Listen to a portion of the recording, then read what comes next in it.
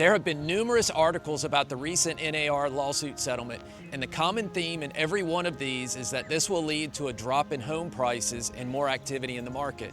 And nothing further could be from the truth. Hi, I'm David Wilson with Carolina's Choice Real Estate, and today I'll be discussing the impact this settlement may have. Okay, so the commission that is negotiated between a seller and their agent is not what drives the list price. The list price is driven by the market conditions. And on top of that, there is no standard commission.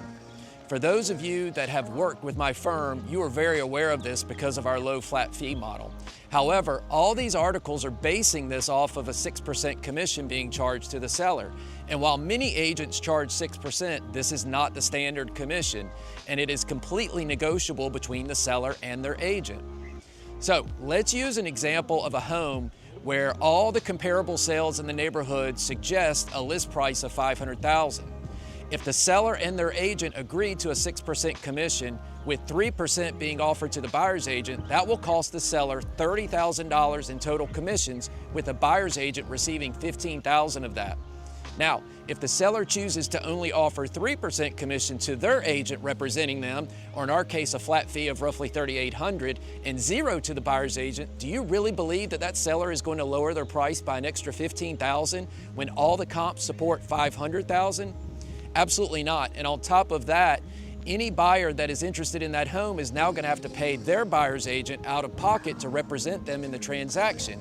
Or if they cannot afford to do that, they will have to come unrepresented.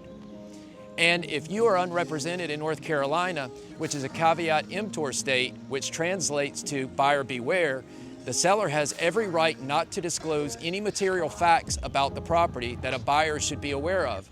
It's the listing agent and the buyer's agent's duties to try and uncover any material facts for the property. Many home buyers are not going to know what to look for when it comes to material facts when walking through these homes. And the buyer typically has to pay a non-refundable due diligence fee, which can easily get into the tens of thousands of dollars for many homes. So if the buyers are forced to come into a contract because or they're unrepresented because they cannot afford to pay a buyer's agent, there's a strong possibility that they may be taken advantage of. And this could lead to a bad situation all around. And if they can afford to pay a buyer's agent's commission, now they'll be paying the same price for the home as well as a commission to their agent. This doesn't sound like this benefits the buyer at all. Do you have any comments or questions concerning the recent NAR settlement? If so, leave a comment and I'll be sure to respond. Thanks for watching.